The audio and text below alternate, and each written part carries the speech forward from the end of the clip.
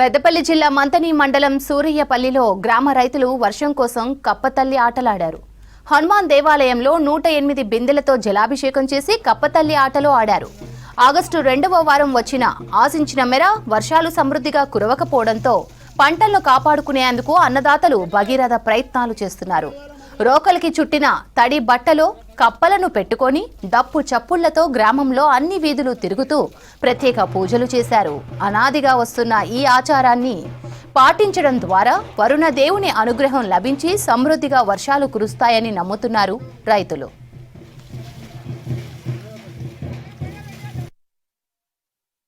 ఈ ప్రాంతంలో వర్షాలు లేనందున మా ఊరు ఆనవాయితీ ప్రకారం పెద్దల నుంచి గత సంవత్సరాల నుంచి కొన్ని సంవత్సరాల నుంచి కప్పతల్లి మరియు గ్రామ దేవతలకు నీలాభిషేకం చేసి కప్పతల్లి ఆట ఆడితే వర్షాలు కొడతాయని ప్రగాఢ నమ్మకం ఉన్నది.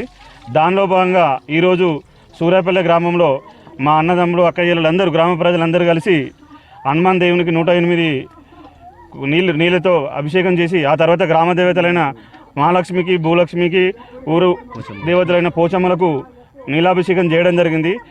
ఇటువంటిది గతంలో మేము కూడా చేసిన సందర్భాలు చాలా ఉన్నాయి మా ఊళ్ళో. అప్పుడు ఖచ్చితంగా వర్షాలు పడ్డాయి, ఇక్కడంతా అభివృద్ధి జరిగింది వర్షాలు పడి. ఈరోజు కూడా అదే నమ్మకంతో మా ఊరందరి ప్రజల ఆకాంక్ష మేరకు ఈరోజు కూడా ఈ కార్యక్రమం నిర్వహించడం జరుగుతుంది మా ప్రజలందరి సమక్షంలో. కప్పతల్లి ఆట గ్రామస్తులందరూ కలిసి ఆడడం జరుగుతూ ఉంది.